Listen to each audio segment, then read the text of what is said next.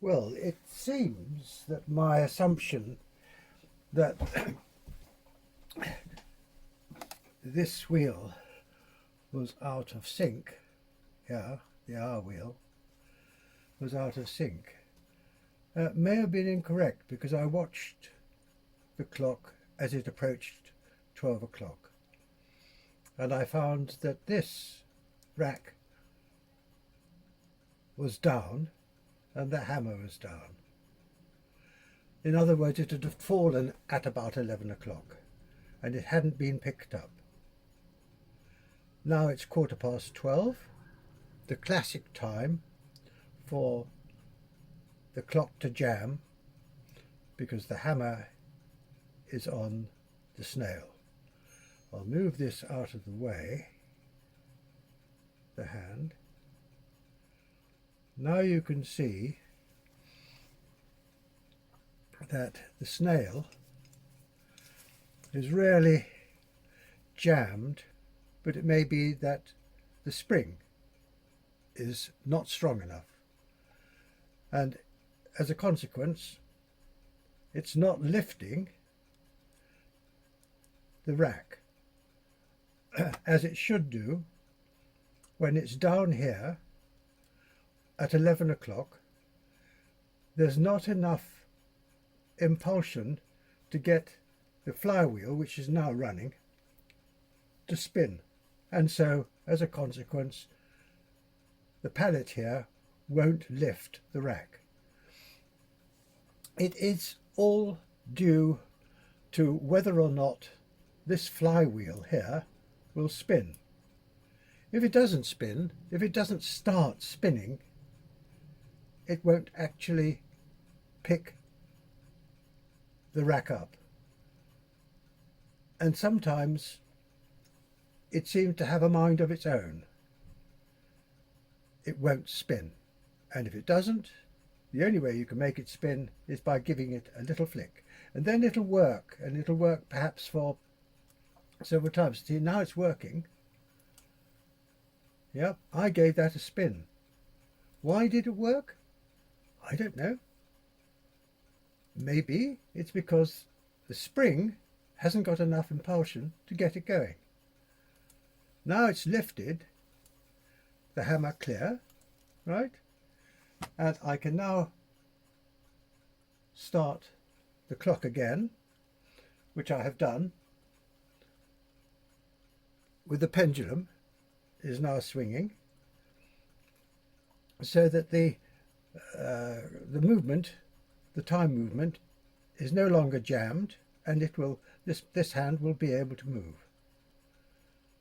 So my answer to this particular problem is that I thought it was caused by this R wheel being slightly out of sync, but I realize now that it's not. It's the spring that is not sufficiently powerful to make sure that the flywheel will spin. And when I just poked the flywheel, just as you've seen, I just gave the flywheel a little push, and that was sufficient to make it work. Now the pinions have all been, pivots have all been oiled. I've checked this time and time again, but I watched this go round and I saw what happened, and I realized that I think it's the spring on the strike movement that is not sufficient. I changed the spring on the time movement because I thought it needed it. I tested the spring on the strike movement. I thought it was all right. But since I've had this clock running for a couple of weeks now, it keeps stopping intermittently, and this is a classic example in my experience of why it fails, is because the flywheel just doesn't spin with the sufficient freedom that it should do. If there's a bit more power, it will do so of its own volition. In other words, if there's a bit more power, it will spin whenever it's free.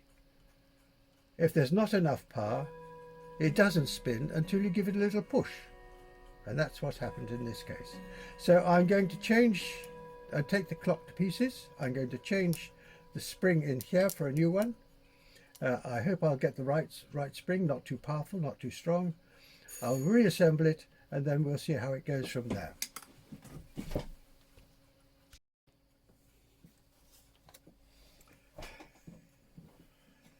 Right, take this clock to pieces now. See whether or not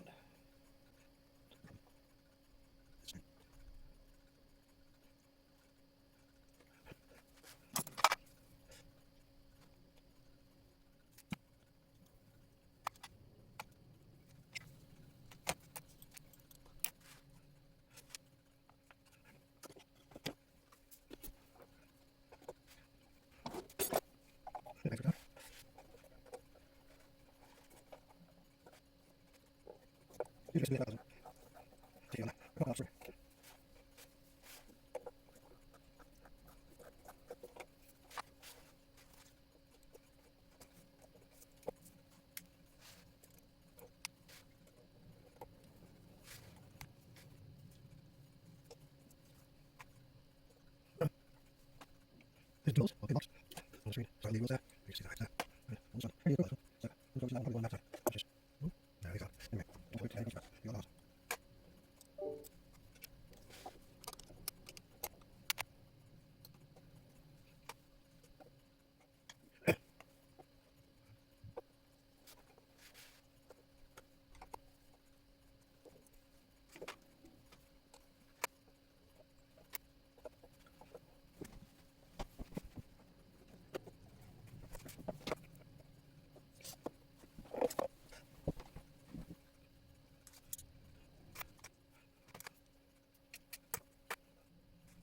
So, what I'll do is move the structure, which is this one here.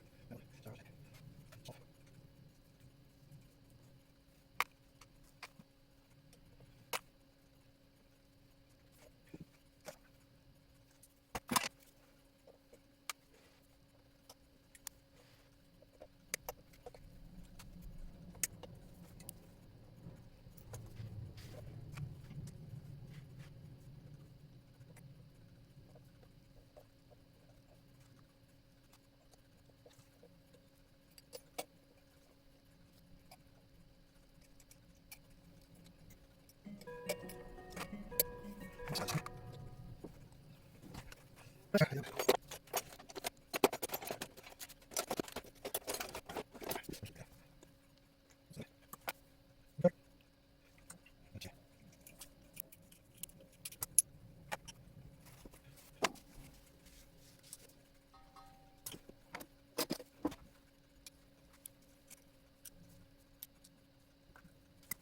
Yes, there you go. Okay, so now.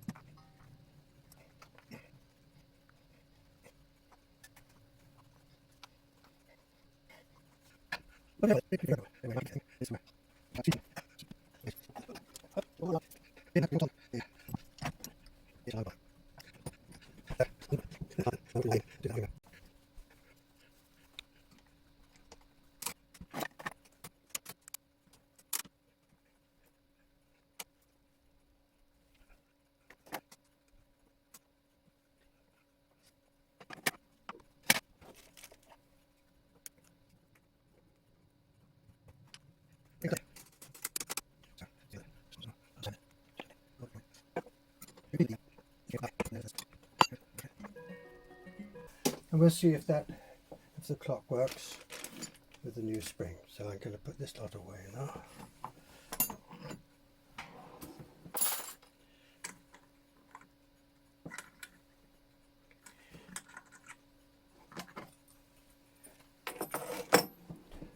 But I have now replaced the spring, and you can see it here on the strikes sequence. You can see that the hammer is coming up to the face, but it's still clear at this corner here, down here on that bit. I adjusted it back a little, and it's still clear of the vertical face of the snail. The new spring means that the flywheel bursts into life as soon as it's due to burst into life, instead of hanging around and not really going. That is, it's running now. That was at burst into life. That's great. And it's striking 12. You can see it going through here on the rack there. The rack pallet is pulling the lever up, and the hammer, the rack tail here, is well clear of the snail, which is here, that corner here. That's where it usually gets stuck, in that corner there. I'm sorry, I'll just do it properly.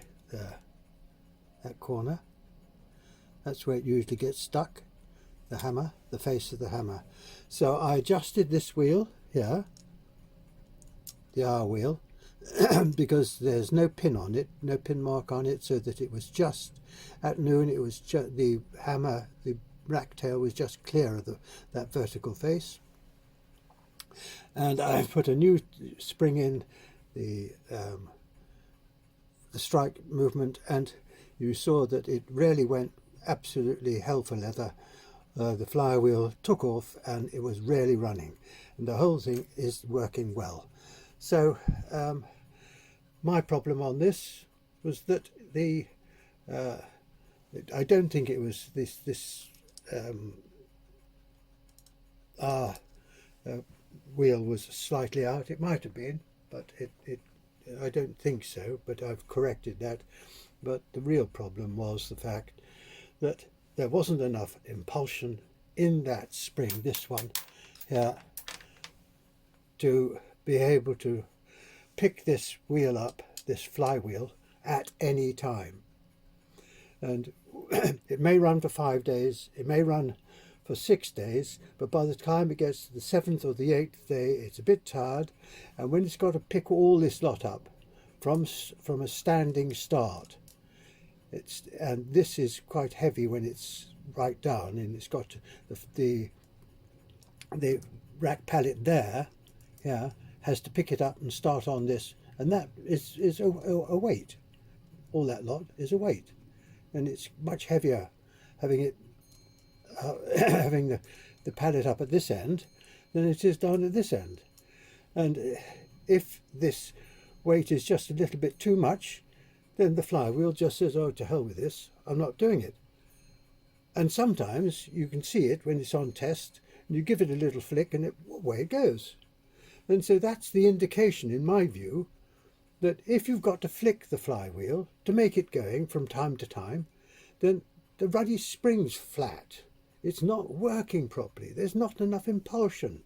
Take it out and put a new one in, but be careful you don't overpower it. This actually the one that I put in here may have been a little bit overpowered, because it was the thickness of the spring, the thickness was the same as that. That is 0.03.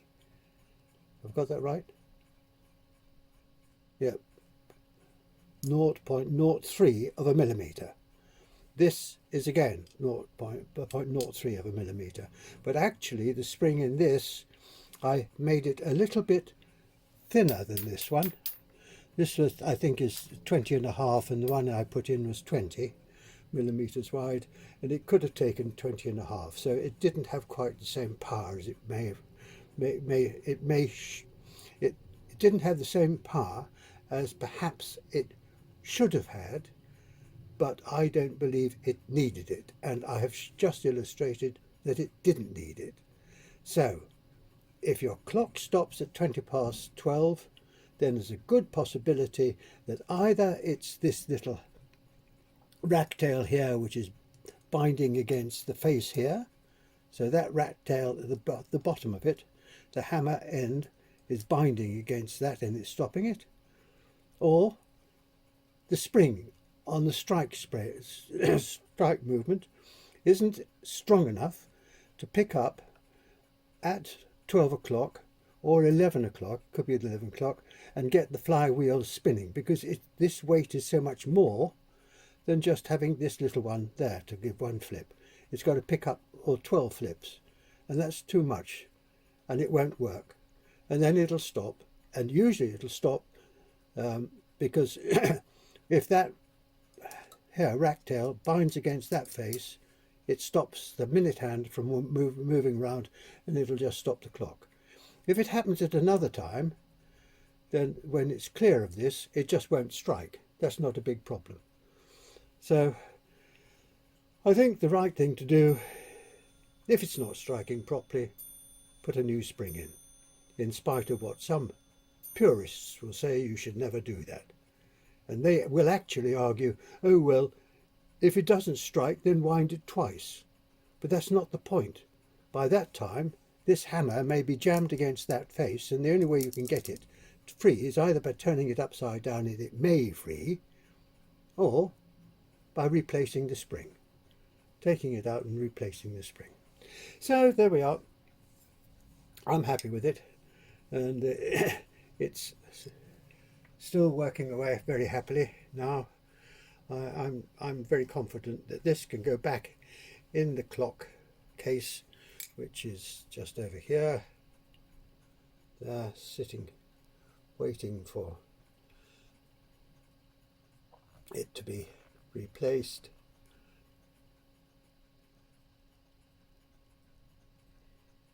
So that would be done in the next day or two, and then once I've done that, or no, today, once I've done that, then great.